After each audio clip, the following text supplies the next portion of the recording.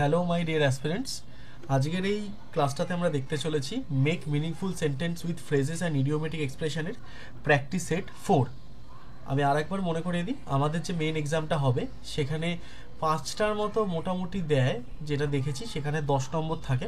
সেরকমই একটা detail practice, প্রায় 200 থেকে 300 প্রশ্নের একটা প্র্যাকটিস তোমাদেরকে এই সেশনটার মাধ্যমে, এই ক্লাসগুলির মাধ্যমে করানো হচ্ছে। তো হোপফুলি তোমাদের এখন অবধি সেট 3তে কোনো সমস্যা নেই, সেট 2তে বা সেট 1এও নেই। আজকে আমরা সেট 4 দেখব। সেট 4ও আমরা 151 থেকে 200টা, মানে টোটাল প্রায় 50টার মতো ইডিওমেটিক এক্সপ্রেশন প্র্যাকটিস করব, কিছু ইডিওমেটিক এক্সপ্রেশনকে রিভাইজ করব। এই সমস্ত সেশনটা এটার মধ্যে হতে চলেছে, সুতরাং ক্লাসটা হতে চলেছে অনেকটাই ভালো তোমাদের জন্য, অনেকটা বেনিফিশিয়াল। তো let's start the class without wasting any time. তো দেখো, আমাদের প্রথম যে প্রশ্নটা রয়েছে সেটাতে বলা রয়েছে an arm and a leg. An arm and a leg. And arm and a leg মানে হচ্ছে, যেটা আমরা রিভিশন সিরিজে দেখেছি তাই প্রথমেই রাখছি, এটার মানে হচ্ছে very expensive. An arm and a leg মানে হয় ভেরি এক্সপেন্সিভ। সেন্টেন্স হচ্ছে কি, a new car cost him an arm and leg, অর্থাৎ নতুন গাড়িটি তার অনেক দামে পড়েছে। আর new car cost him an arm and leg, অর্থাৎ তুমি যে কোনো মেটেরিয়ালিস্টিক জিনিস কেন না কেন, বা কোনো স্পিরিচুয়াল জিনিস হোক না কেন, যেটাই হোক না কেন, আর্ম অ্যান্ড লেগের মানেই হচ্ছে জিনিসটা খুব দামি, ঠিক আছে, অর্থাৎ এক্সপেন্সিভ। এবার তোমরা এই আর্ম অ্যান্ড লেগটাকে দিয়ে তোমরা আরও 2-3টে সেন্টেন্স প্র্যাকটিস করতে পারো, ঠিক আছে, যথেষ্ট প্র্যাকটিস করতে পারো। ধরো কোনো একটা যুদ্ধ, সেই যুদ্ধ লড়তে গিয়ে আর্ম অ্যান্ড লেগ কস্ট হয়েছে, তাহলে বুঝতে হবে যুদ্ধটা যথেষ্ট দামি ছিল এবং যথেষ্ট এক্সপেন্সিভ ছিল। সেইভাবে আমরা আর্ম অ্যান্ড লেগকে কিন্তু দেখতে পারি, বিভিন্নভাবে এই ধরনের ইডিয়ামস অ্যান্ড ফ্রেসেসগুলোকে দেখা যেতে পারে। চলে আসছি 152 নম্বরে, বলা হচ্ছে on the same page. On the same page, আশা করি তোমাদের মনে থাকবে, আমি হয়তো ভবিষ্যতেও আরও একবার করাবো। সেটা হচ্ছে অন দ্য সেম বোট নামে একটা ছিল, তোমাদের হয়তো মনে থাকবে on the same boat. On the same boat মনে আছে কিনা জানি না, আবার আমি পড়িয়ে দেবো, এই রিভিশন সিরিজ প্র্যাকটিস সিরিজেই পাবে। তো অন দ্য সেম পেজের অর্থ হচ্ছে, তুমি যখন কারোর কোনো কথাতে, কারোর কোনো স্টেটমেন্টে তুমি যখন একমত হও, তখন ওটাকে বলা হয় অন দ্য সেম পেজ। কারোর যখন আমরা স্টেটমেন্টে একমত হই, সেইটাকে আমরা অন দ্য সেম পেজ বলতে পারি। তো এগ্রি উইথ সামওয়ান, অর্থাৎ কারোর একটা প্রপোজাল বা কারোর একটা কথায়, বক্তব্যে যখন আমরা রাজি হই। তো সেন্টেন্সে আমরা কিভাবে ব্যবহার করতে পারি, এটা দেখো, শুরুতেই বলা হয়েছে অন দ্য সেম পেজ, সুতরাং আমরা যেটাই লিখবো না কেন আমরা অন দ্য সেম পেজ কথাটাকেই ব্যবহার করব, অনকে কিন্তু ব্যবহার করব। তো we are not on the same page about projects goals, আমরা প্রকল্পের লক্ষ্য নিয়ে একমত নই। We are not on the same page about project goals, ঠিক আছে। অর্থাৎ কোনো মানুষের সাথে যদি এগ্রি করি তাহলে on the same page, agree না করলে not on the same page, ঠিক আছে। চলে আসছি 153তে। 153 হচ্ছে break the ice. Break the আইস মানে হচ্ছে নিস্তব্ধতা ব্রেক করা, এবং এটা অবশ্যই পজিটিভ সেন্সে মোস্টলি ব্যবহার করা হয়, ঠিক আছে, পজিটিভ সেন্সে ব্যবহার করা হয়। মিনিং কি, to make people feel comfortable in a social setting, অর্থাৎ কোনো একটা সোশ্যাল যখন মিট আপ হয় বা সেই রকম কোনো একটা জায়গায় মানুষজনকে কমফোর্টেবল করার জন্য যেটা ব্যবহার করি আমরা, সেটাকেই বলি ব্রেক দ্য আইস। অর্থাৎ তোমাদেরকে একটু সহজ ভাষায় বোঝাই, আমি ব্রেক দ্য আইসটা আগেও করেছি, এটা প্র্যাকটিসে করাচ্ছি। একটু সহজ ভাষায় দেখলে দেখতে পাবে, তোমরা যখন কোনো ফ্যামিলি গ্যাদারিংয়ে যাও বা কোনো বন্ধুদের গ্যাদারিংয়ে যাও, সেখানে অনেক ক্ষেত্রেই যেটা হয়, তোমরা গিয়ে দেখতে পাও যে একটা সিরিয়াসনেস তৈরি হচ্ছে, মানুষজন ঠিক টপিক পাচ্ছে না যে তারা কী কথা বলবে, এবং তোমরা জানো এটা কিন্তু খুব রিয়েল একটা ইনসিডেন্ট। সেই সময়টাতে হয়তো তুমি যে এই মুহূর্তে ভিডিওটা দেখছো, একটা মজাদার কথা বলে একটা টপিক রেইজ করলে, যেখানে আরও 5জন একটা কথা বলার সুযোগ পেলো। তো এইটা থেকে কি হলো, এটা থেকে তুমি সোশ্যালি যে মিট আপটা করলে, সেই সোশ্যালি মিট আপটাকে তুমি আর একটু কমফোর্টেবল ওয়েতে নিয়ে গেলে, যাতে মানুষজন একটু মানে ঠিকঠাকভাবে যাতে ব্যাপারটা দেখতে পারে। তো এটা তো খুব দারুণ একটা ব্যাপার, সেটার কথাই এখানে বলা হচ্ছে, ঠিক আছে। সেন্টেন্সটা হচ্ছে, the team building activity help break the ice at the meeting. Team building activity মানে দলকে তৈরি করা, তো দলবদ্ধ কর্মশালা মিটিংয়ে মানুষদের আরামদায়ক করে তুলেছে। The team building activity helped break the ice in the meeting, দলবদ্ধ কর্মশালা মিটিংয়ে মানুষদের আরামদায়ক করে তুলেছে। 154 হচ্ছে jump the gun. 154 number jump the গানের অর্থ হচ্ছে স্টার্ট সামথিং টু কুইকলি, এটা ডিভিশন সিরিজ থেকে, ঠিক আছে। স্টার্ট সামথিং টু কুইকলি, কোনো কিছু খুব তাড়াতাড়ি শুরু করা, মানে হয়তো সেটার গ্রাউন্ডটা রেডি নয় কিন্তু তার আগেই শুরু করে দেওয়া, সেটাকে বলা হয় জাম্প দ্য গান। বেশ ইম্পর্ট্যান্ট একটা ইডিয়ামস বা ফ্রেজেস। এটাকে সেন্টেন্সে আমরা ব্যবহার করছি, আগেই তোমাদেরকে রিভিশন করিয়ে দিচ্ছি। Don't jump the gun we are not ready to start with, অর্থাৎ তাড়াহুড়ো করো না, আমরা শুরু করার জন্য এখনই প্রস্তুত নই। এরপরে 155, cut to the chase. Cut to the chase মানে হচ্ছে সোজা পয়েন্টে আসা। সোজা পয়েন্টে আসাকে আমরা কাট টু দ্য চেস বলে থাকি। অর্থাৎ বহু মানুষের মধ্যে একটা অভিজ্ঞতা আছে, তারা একটা কথাকে ডিরেক্টলি না বলে ঘুরিয়ে ঘুরিয়ে বলেন, এবং এই বিষয়টি প্রাচীনকাল থেকেই চলে আসছে। তো সেইটারই একটা ইংরেজি ভাষাতে আমরা বলি কাট টু দ্য চেস, অর্থাৎ গেট টু দ্য পয়েন্ট। সেন্টেন্সে ব্যবহার করতে পারি let's cut to the chase, what do you want from me, অর্থাৎ সরাসরি মূল কথায় আসো, তুমি আমার থেকে কি চাও। এরপরে 156, আন্ডার দ্য টেবিল। 156 হচ্ছে আন্ডার দ্য টেবিল, মিনিং হচ্ছে secretly or illegally. Under the table হচ্ছে সিক্রেটলি অর ইললিগালি, অর্থাৎ আমরা অনেক ক্ষেত্রেই একটা শব্দ বা একটা বাক্য শুনে থাকি টেবিলের তলা থেকে। তো এই টেবিলের তলা থেকেটারই এক্স্যাক্টলি ইংরেজিটা হচ্ছে আন্ডার দ্য টেবিল। তো আন্ডার দ্য টেবিল মানে কোনো কিছু সিক্রেটলি দেওয়া এবং মোস্ট ইম্পর্টেন্টলি ইললিগালি দেওয়া। তো সেন্টেন্সে আমরা কিভাবে ব্যবহার করতে পারি, they paid him under the table to keep quiet about the scandal. তারা তাকে পে করেছিল, গোপনে টাকা দিয়েছিল, যাতে সে এই খারাপ ঘটনাটির ব্যাপারে নিজেকে সরিয়ে রাখে, নিজেকে নীরব রাখে। স্ক্যান্ডেল মানে একটা খারাপ ইনসিডেন্ট, ঠিক আছে, কোনো খুব খারাপ ইনসিডেন্টকে স্ক্যান্ডেল বলা হয়। এরপর দেখো, তো দেখো এর পরে অর্থাৎ আমরা যেটা দেখতে পাচ্ছি এই আন্ডার দ্য টেবিলের নিচে অন দ্য ফেন্স। আমি অন দ্য ফেন্সের আগে একবার পড়িয়েছিলাম যে অন দ্য ফেন্স মানে হচ্ছে যদি দুটো বাড়ি দেখি, খুব সহজে দুটো বাড়ি দেখো, দুটো বাড়ির মাঝে যদি একটা বেড়া থাকে সেই ফেন্সকে আমরা বলা হয় বেড়া দেওয়া। তো অন দ্য ফেন্স মানে হচ্ছে কিছু ক্ষেত্রে আনডিসাইডেড থাকা। এর আগে যে অন দ্য ফেন্সটা করেছিলাম সেটার অন্য মানে ছিল, কারণ ওটার আরেকটা মানে হয়, যেটা আরেকটা মানে হয় সেটা দিয়েছিলাম, আর এইটার মানে হচ্ছে আনডিসাইডেড থাকা, ঠিক আছে, আনডিসাইডেড থাকা। তো অন দ্য ফেন্স মানেই হচ্ছে এটা। তো I am on the fence about the weather not to go to the party or not. আমি সিদ্ধান্তহীন পার্টিতে যাব কি যাব না। অনেক ক্ষেত্রে অন দ্য ফেন্স মানে হচ্ছে আনডিসাইডেড থাকা।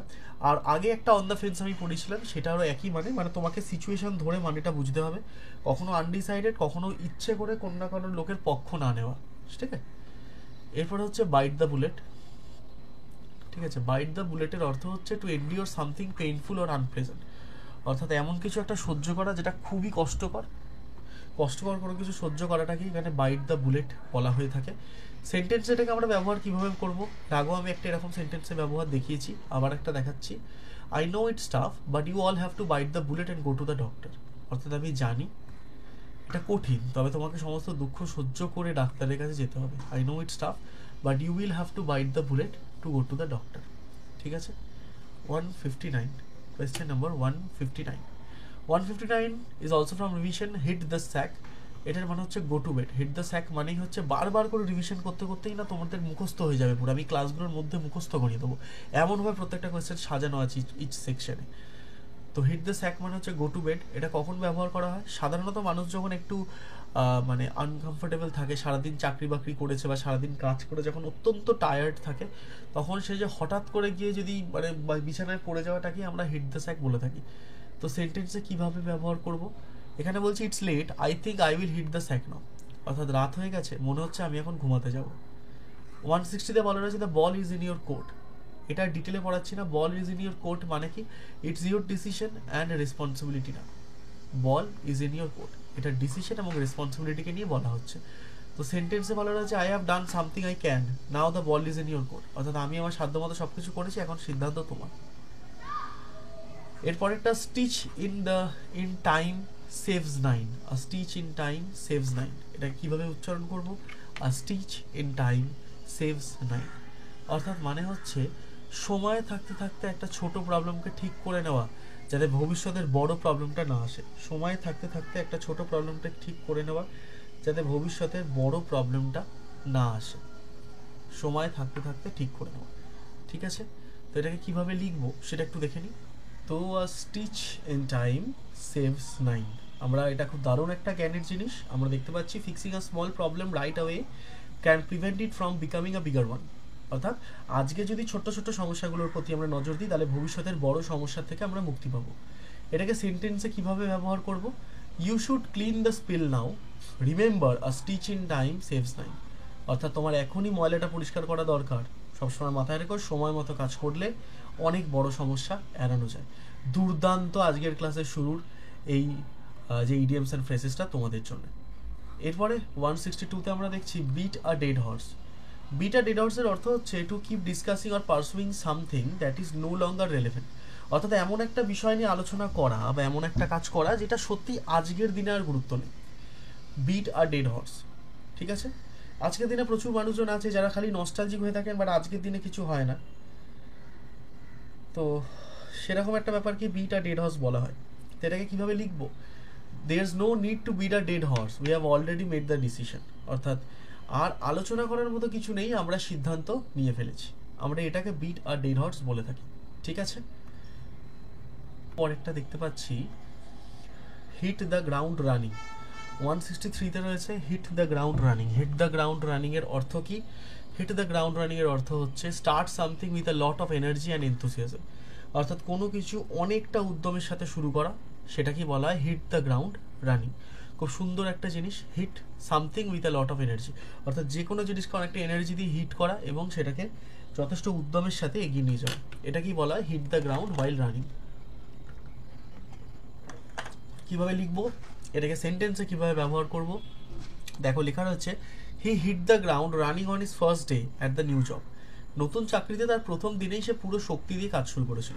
হি hit the ground running on his first day at the new job. সে চাকরির প্রথম দিনেই পুরো শক্তি দিয়ে কাজ শুরু করেছে, ঠিক আছে?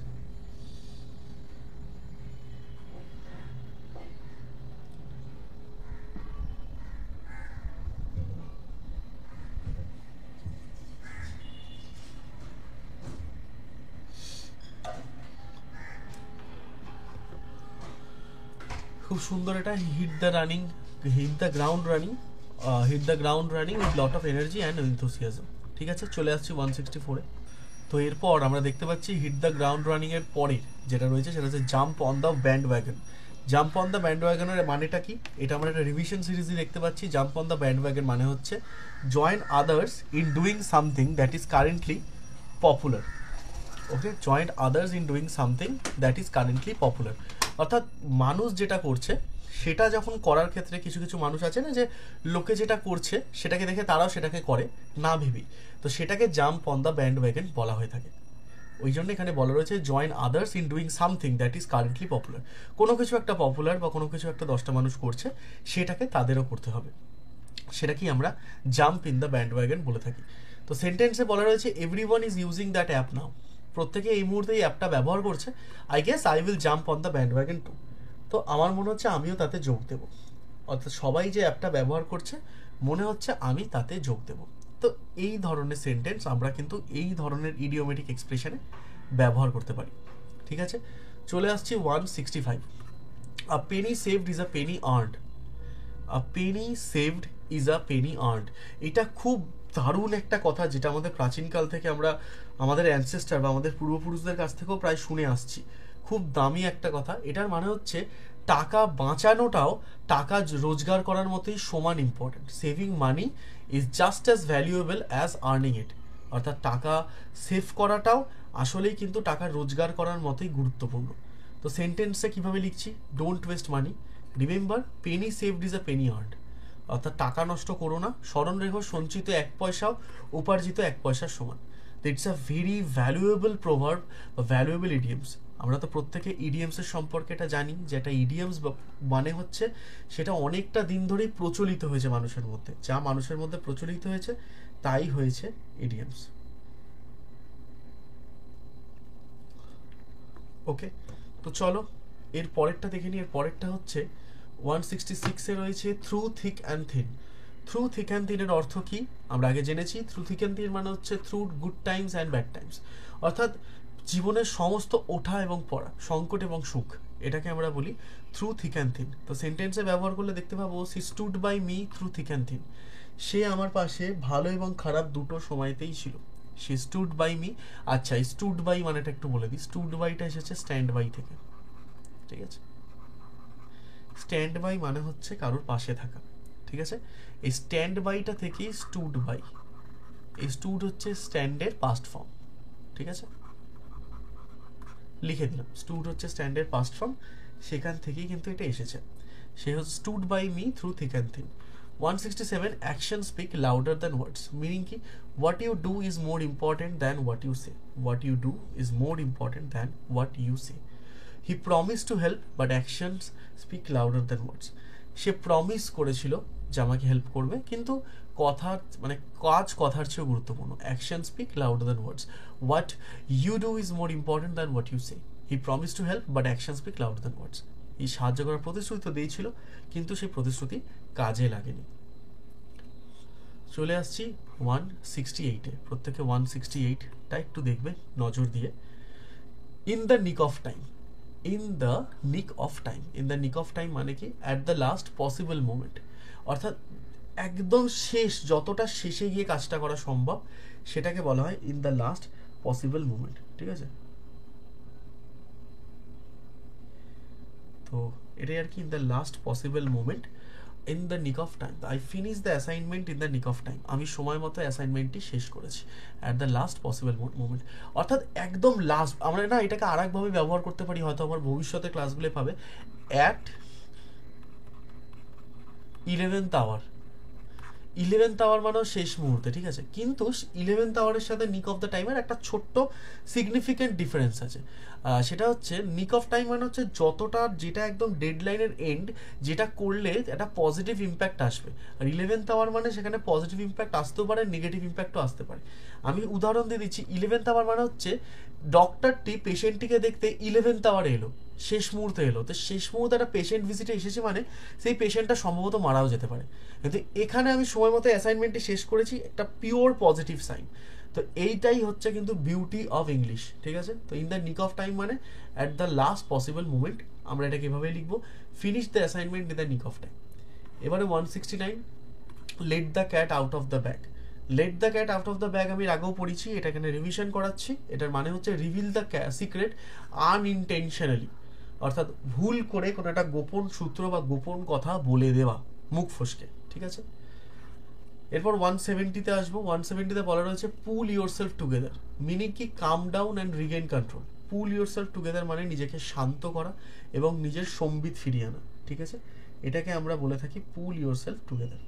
নিজেকে শান্ত করাটাকেও বলা হতে পারে বা নিজের সম্বিত ফিরিয়ে আনাটাকেও বলা হতে পারে, ঠিক আছে? অর্থাৎ অনেক ক্ষেত্রেই আমরা অশান্ত হয়ে উঠি বিভিন্ন কারণে, সেখানে নিজেকে শান্ত করাটাকেও পুল ইউর সেলফ টুগেদার বলা হতে পারে। এটাকে সেন্টেন্সে কিভাবে ব্যবহার করব সেটা একটু দেখে নিই।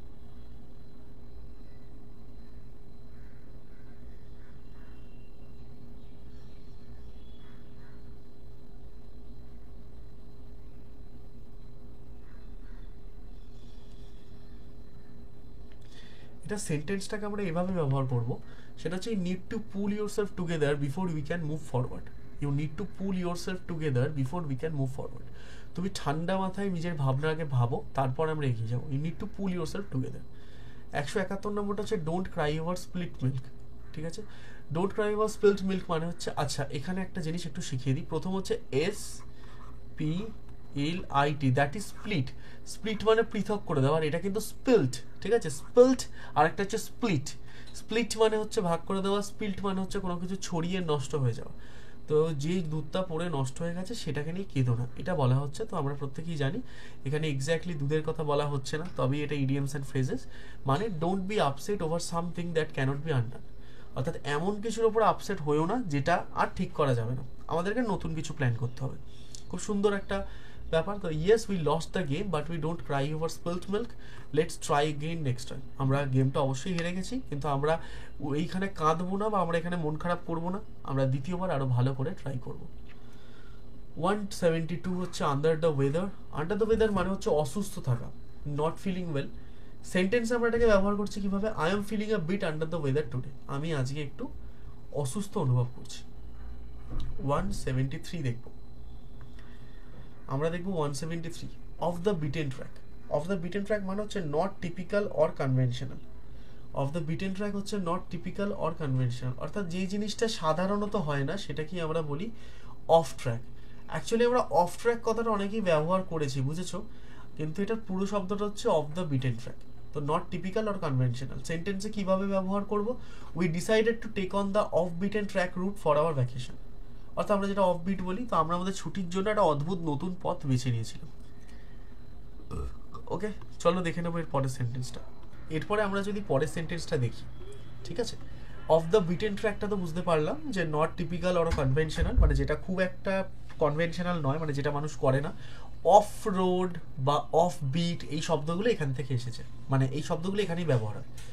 এরপরে once in a blue moon, revision সিরিজের once in a blue moon মানে হচ্ছে যাকে খুব রেয়ার দেখা যায়, যাকে খুব রেয়ার দেখা যায় বা যে ইনসিডেন্ট খুব রেয়ারলি ঘটে তাকে আমরা once in a blue moon বলে থাকি, ঠিক আছে।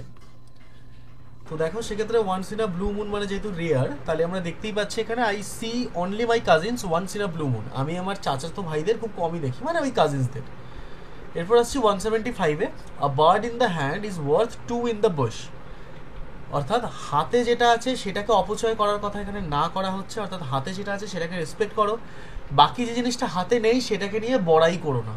তো it is better to hold on to something certain than risk it for something uncertain, মানে যেটা হাতে আসছে নিশ্চিতভাবে আছে সেটাতে হোল্ড করো, অন্য কিছুতে সেটাকে মানে নষ্ট করে দিও না।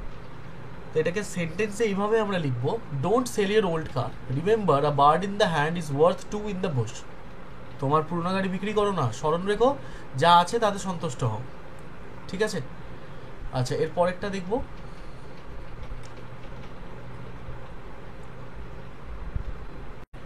তো এবার দেখো এর পরের যে প্রশ্নটা সেটা হচ্ছে 176। আমরা তো 175-এ দেখে নিলাম যে আ bird in the hand is worth 2 in the Bush, মানে হচ্ছে যেটা হাতে আছে সেটা অনেক বেশি ইম্পর্টেন্ট। আমরা সেটা সেন্টেন্সে দেখলাম, don't sell your car, remember a bird in a hand is worth 2 in a bush, এটা হয়ে গেছে। এরপর আমরা চলে আসছি 176-এ। 176-এ হচ্ছে বিট অ্যারাউন্ড দ্য বুশ, এই বুশ দিয়ে দুটো আমরা পড়াচ্ছি, ঠিক আছে, অনেকে বাসের শো বলে। তো বিট অ্যারাউন্ড দ্য বুশেস মানে হচ্ছে avoid discussing a topic directly, অর্থাৎ যে কোনো একটা টপিকে যেটাতে ডিরেক্ট কথা বলা যায় সেইটাতে ঘুরিয়ে পেঁচিয়ে কথা বলার ধরনটাকে বলা হয় avoid discussing a topic directly, ঠিক আছে। তাহলে সেন্টেন্সে আমরা কীভাবে ব্যবহার করতে পারি, stop beating around the bush and get to the point, অর্থাৎ সরাসরি কথা বলো, বিষয়টি নিয়ে ঘুরিয়ে ঘুরিয়ে কথা বলো না, সরাসরি কথা বলো, ঠিক আছে। এরপর 177, সকলে 177 একটু নজর দেবে। 177, তো 177-এ কী করা রয়েছে, an I for an I, an I for an I মানে হচ্ছে চোখে চোখ রেখে রিভেঞ্জ নেওয়া, ঠিক আছে। আই ফর অ্যান আই মানে যারা রিভেঞ্জ নিতে বিশ্বাসী তাদের কথা এখানে বলা হচ্ছে, আই ফর অ্যান আই। সেন্টেন্সে বলা রয়েছে he believes in an I for an I so he is going to retaliate, অর্থাৎ সে প্রতিশোধ নিতে বিশ্বাসী তাই সে প্রতিশোধ নেবে, ঠিক আছে। আই ফর অ্যান আই মানে সে প্রতিশোধ নেবে, he believes in the I for an I so he is going to retaliate, ঠিক আছে, রিটালিয়েশনে বিশ্বাসী। ওকে, আসছি এর পরের পার্টটাতে।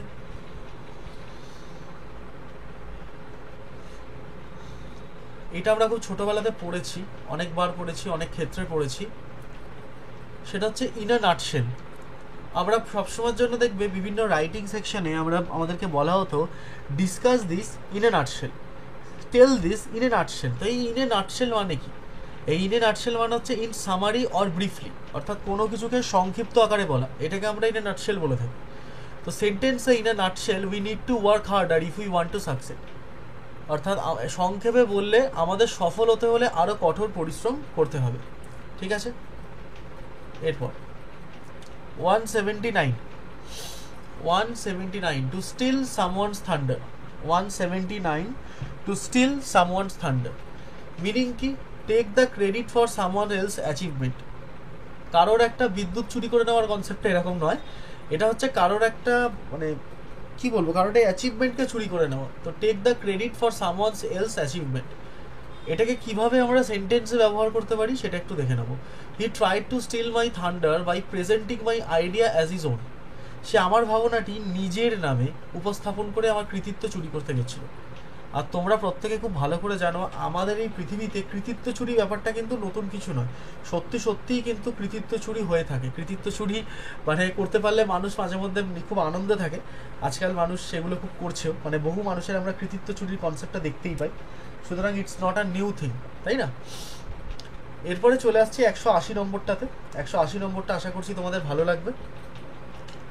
180 নম্বরটাতে বলা রয়েছে it takes two or tango, it takes two to tango, two to tango মানে both parties are responsible for the situation, অর্থাৎ কোনো একটা ধরো ঝগড়া হয়েছে, কোনো একটা দুর্ঘটনা হয়েছে, কিছু একটা ঘটেছে, সেখানে দুটো পার্টি যখন ইনভলভ থাকে, মানে দুপক্ষই যখন ইনভলভ থাকে সমানভাবে, সেটাকে আমরা বলি it takes two to tango.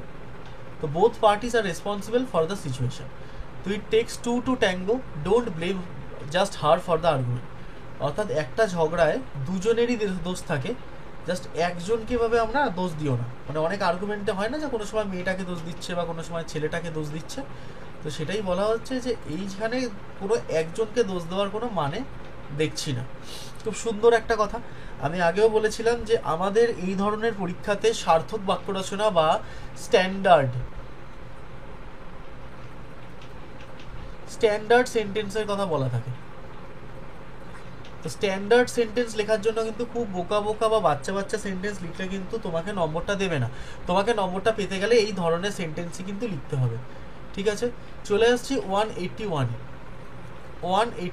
এটাতে লেখা আছে ক্রাই ওভার স্পিলড মিল্ক। এটা আমি আগেও পড়িয়েছি, জাস্ট আমি একবার এটা সেন্টেন্সটা করে দিচ্ছি। I know you are disappointed, so don't cry over spilled milk.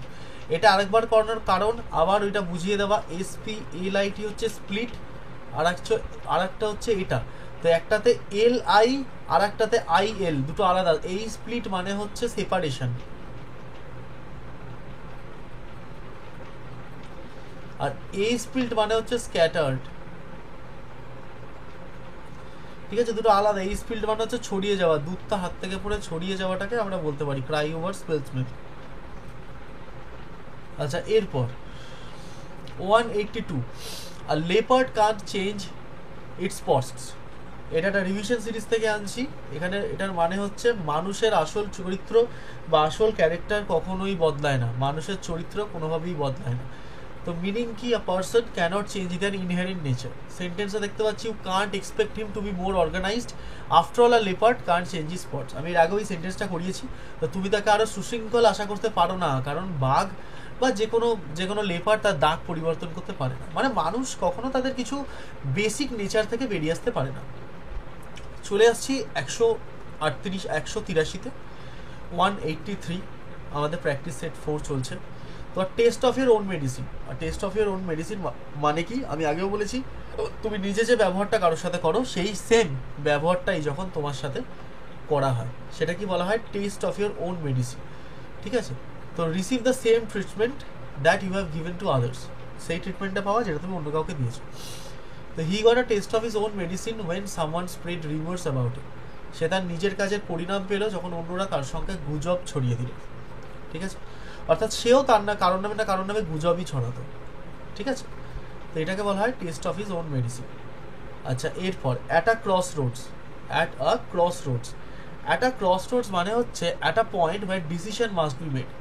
মানে এমন একটা জীবনের সিচুয়েশনে আসা, যেটা তুমি আমি আমরা সকলেই এসেছি জীবনের কোনো না কোনো প্রান্তে এসে, যখন আমাদেরকে একটা ডিসিশন নিতেই হবে, ওটা না নিলে আমাদের খুব ক্ষতি হয়ে যাবে। তো সেই যে ডিসিশন নেওয়ার যে মুহূর্তটা, সেটাকে আমরা বলি cross Rhodes, at a cross Rhodes. ঠিক আছে, I am at a cross Rhodes in my career and don't know what to do next. আমি আমার জীবনের কেরিয়ারের একটা গুরুত্বপূর্ণ সিদ্ধান্তের মুখোমুখি আছি, জানি না কি করতে হবে। এরপর হচ্ছে 185, out of the frying pan into the fire. খুব ইম্পর্টেন্ট একটা ইডিয়ামস অ্যান্ড ফ্রেসেসের মধ্যে এটা পড়ে। তো moving from an bad situation to a worse one. Out of the frying pan into a fire হচ্ছে moving from a bad situation to a worst one. মানে হচ্ছে খারাপ সিচুয়েশন তো ছিল, ওর থেকেও খারাপ সিচুয়েশন হয়ে গেল। Out of the frying pan into the fire, খারাপ সিচুয়েশন থেকেও খারাপ সিচুয়েশন হয়ে গেল। তো after changing jobs he went from the frying pan into the fire. চাকরি পরিবর্তন করার পর সে আরও খারাপ অবস্থায় পড়ে গেল। ঠিক আছে, চাকরি পরিবর্তন করার পর সে আরও খারাপ অবস্থায় পড়ে গেল। এরপর 186, read between the line. Read between the লাইনের অর্থ হচ্ছে understand something that is not directly stated. Read between the line মানে হচ্ছে অন্তর্নিহিত অর্থগুলো বোঝা, বুঝলে? এটা কি বলা হয়? Read between the line. কোনো কিছুর অন্তর্নিহিত অর্থটাকে যদি আমরা বুঝতে পারি, সেই জিনিসটা বোঝার কথাই এখানে বলা হয় রিড বিটুইন দ্য লাইন। তো understand something which is hidden in the context. If you read between the lines you will realise that she is not happy with the decision. অর্থাৎ তুমি যদি একটু অন্তর্নিহিত অর্থ বোঝো, তাহলে তুমি বুঝতে পারবে সে কোনোভাবেই এই সিদ্ধান্তে খুশি নয়। 187-এ আমরা দেখতে পাচ্ছি Penney for your thoughts. Penney for your thoughts মানে কারোর থেকে কিছু জিজ্ঞাসা করা যে সে কি ভাবছে। আমি এটা আগে করিয়েছি, রিভিশন করাচ্ছি এটার। তো asking someone what they are thinking, to you have been quiet for a while, penny for your thoughts, তুমি কিছু চুপ আছো, কি ভাবছো। এরপরে 188, the ball is in your court. এটা আমি আর করাচ্ছি না, এটা রিভিশন প্রায় 2-3 বার করিয়ে দিলাম আমি। এটা জাস্ট তোমাদেরকে এটা দেওয়ার কারণ তোমরা নিজেরা 2 থেকে 3টে আলাদা সেন্টেন্স বানাও এবং বানিয়ে এটা প্র্যাকটিস করো, কারণ the ball is in your court এইটা কিন্তু বেশ ইম্পর্টেন্ট। এরপরে 189 আমরা কি দেখতে পাচ্ছি একটু দেখব। 189-এ বলা রয়েছে decide to stop working for the day, অর্থাৎ decide to stop working for the day মানে হচ্ছে সেদিনের মতো করে কাজকে স্থগিত রাখা। তো it's getting late, let's call it a day. তো রাত হয়ে যাচ্ছে, এখন কাজ শেষ করি। চলে আসছি 190 নম্বরটাতে, hit the nail on the head.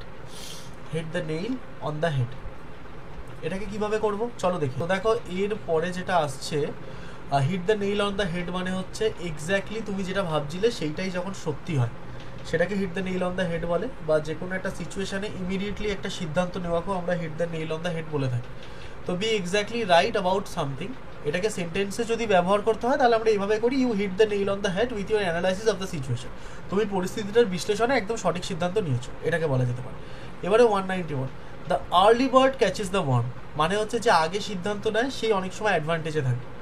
এটাই কীভাবে সেন্টেন্সে ইউজ করব, এটা আমরা আগেও করিয়েছি। She always finishes her work first, the early bird catches the worm, এভাবে সে তার কাজ সবসময়ের জন্য সময় থাকতে শেষ করে। এরপরে 192-তে আসবো, আ ওয়াচড পট নেভার বলস। এটা দারুণ একটা নতুন ইডিয়মস, এটা একটু দেখো। Time seem to pass more slowly when you are waiting for something. ঠিক আছে, মানে হচ্ছে তুমি যখন কোনো কিছুর জন্য অপেক্ষা করো তখন দেখবে সময় খুব ধীরে ধীরে কাটে, সময় যেন কাটতেই চায় না। এইটাকে যদি আমরা ইডিয়মস অ্যান্ড প্রভাবসের থ্রু বলার চেষ্টা করি তাহলে এটা হয় আ ওয়াচড পট নেভার বলস। আ ওয়াচড পট নেভার বলস মানে হচ্ছে তুমি যদি শুধু একটা হাঁড়ির দিকে তাকিয়ে থাকো তাহলে তার ভাত ফুটবে না। এইটা নিয়ে একটা প্রাচীনকালে গোপাল ভাঁড়ের গল্প আছে, যারা পড়নি তারা পড়বে। সেখানে আমি যখন ক্লাস 6-এ পড়ি তখন আমি প্রথমে নীতিকথাটা পেয়েছিলাম। যাই হোক, এটা হচ্ছে stop watching a clock, a watched pot never বলস, অর্থাৎ ঘড়ি দেখাটাও বন্ধ করো, সময় তো আসলে আরও ধীরে চলে। ওকে, এরপর চলে আসছি এর পরেরটাতে 193-তে। 193 হচ্ছে pull the wool over someone's eyes, মানে কাউকে মিথ্যে কথা বলা বা কারোর সামনে থেকে আসল সত্যিটাকে লুকিয়ে রাখা। এটাকে আমরা বলি deceive someone or hide the truth. তুই tried to pull the wool over the eyes but we figured it out. Pull the wool over the আইস মানে চোখে ধুলো দেওয়ার চেষ্টা করেছে, ঠিক আছে। তো সে আমাদের ধুলো দেওয়ার চেষ্টা করেছিল কিন্তু আমরা বুঝে গিয়েছিলাম। Okay, next 194, a fish out of water, to feel uncomfortable or out of place. অর্থাৎ একটা মাছকে যদি আমরা জলের বাইরে রেখে দিই যেটা হবে সেটা to feel uncomfortable or out of place. তো I felt like a fish out of water at the party because I did not know anyone. পার্টিতে আমি অচেনা ছিলাম তাই আমি অস্বস্তি বোধ করছিলাম। ঠিক আছে, I feel uncomfortable or out of place, অর্থাৎ একটা নতুন সিচুয়েশানে একটা অস্বস্তি বোধ করা, সেটা বলা হচ্ছে। এবার আসছি 195-এ, in the heat of the movement. Heat of the movement মানে কি, আমরা পশ্চিমবঙ্গে যারা থাকি তারা অধিকাংশ সময় কিন্তু হিট অফ দ্য মুভমেন্ট শব্দটা শুনেছি, অন্য কোনো শব্দ শুনি না শুনি হিট অফ দ্য মুভমেন্ট শুনেছি। হিট অফ দ্য মুভমেন্ট মানে কি উত্তেজনার কারণে কোনো কাজ করে দেওয়া, ইম্পালসিভলি কোনো কাজ করা। তাহলে সেন্টেন্স এটাকে কীভাবে ব্যবহার করব, he said things in the heat of the movement that he now regrets. সে উত্তেজনার কারণে এমন কিছু বলেছিল যে এখন সেটা নিয়ে সে দুঃখ পাচ্ছে। এরপরে 196-এ বলা আছে কিল 2 বার্ডস উইথ 1 স্টোন, এক ঢিলে 2 পাখি মারা। তো by attending the conference I was able to kill 2 birds 1 stone, learn and network. সম্মেলনে অংশগ্রহণ করে আমি দুটো কাজ করতে পেরেছি, শিখেছি আর নেটওয়ার্ক পেয়েছি। এইটা আমি রিভিশনে করালাম, আগের এটা এডুকেশনাল পারপাসে ছিল যে আমি এক জায়গায় ঘুরতেও গেছি এবং সেখানে আমি পড়াশোনা করছি। চলে আসছি 197, লেট দ্য স্লিপিং ডগস লাই, মানে পুরোনো কাসুন্দি ঘেটো না। লেট দ্য স্লিপিং ডগস লাই মানে ওটাই। উদাহরণে কি লিখবো, we don't need to discuss the issue again, late sleeping dogs লাই। আমাদের আর পুরোনো বিষয়টা আলোচনা করার দরকার নেই, পুরোনো কাসুন্দি না ঘাটাই ভালো। এরপরে হচ্ছে Rome wasn't built in a day, মানে রোম সাম্রাজ্য একদিনে তৈরি হয়নি, মানে গ্রেট থিংস টেক্স টাইম। তো ডোন্ট রাশ ইউর প্রজেক্ট, নিজে তাড়াহুড়ো করো না, ধীরে ধীরে তুমি সাকসেসফুল হবে। এরপরে 199টা দেখবো। 199 মানে জাস্ট কান্ট জাজ a book by its cover, মানে কোনো মানুষকে ওপর দেখেই বিচার করো না। এটাকে খুব সহজে বলতে গেলে, ডোন্ট জাজ someone or something based solely on appearance. কাউকে শুধুমাত্র অ্যাপিয়ারেন্সের ভিত্তিতে জাজ করো না। He may look rude but you can't জাজ a book by its cover. অর্থাৎ তাকে হয়তো দেখতে একটু রুড, কিন্তু তুমি কিন্তু জাস্ট একটা কভার দেখে কাউকে জাজ করতে পারো না। এরপরেরটা হচ্ছে সে হয়তো বিরক্তিকর দেখাচ্ছে, কিন্তু তোমার বাহ্যিক দৃষ্টিতে তাকে বিচার করা উচিত না। এরপরে out of the blue. Out of the blue মানে হচ্ছে আনএক্সপেক্টেডলি মানে she called me out of the blue after 5 years of no contact. সে আমাকে হঠাৎ করেই 5 বছর পর ফোন করলো। তো এই ছিল হচ্ছে আমাদের টোটাল আজকের 50টা প্র্যাকটিস সেট 3 বা 4। প্র্যাকটিস সেট 4-এ দাঁড়িয়ে আছি আমরা। এরপরেও তোমরা আরও একটা দুটো প্র্যাকটিস সেট পেতে চলেছো শুধুমাত্র মিনিংফুল সেন্টেন্সে। তারপরে আবার আমরা আরও নতুন জিনিসটা আনবো, যেটা আরও 10 নম্বর আছে। ওকে, তো চলো, আশা করি ক্লাসটা ভালো লেগেছে, রিভিশন অ্যান্ড প্র্যাকটিস ভালো লেগেছে, নতুন কোয়েশ্চেনগুলো ভালো লেগেছে। চলো দেখা হচ্ছে পরের ভিডিওতে। যতগুলো জিনিস আমি এই মুহূর্তে তোমাদেরকে করালাম, তোমরা এগুলোকে নিজেরা পার্সোনালি প্র্যাকটিস করলে তোমাদের আরও ভালো হবে। Thanks for watching the class.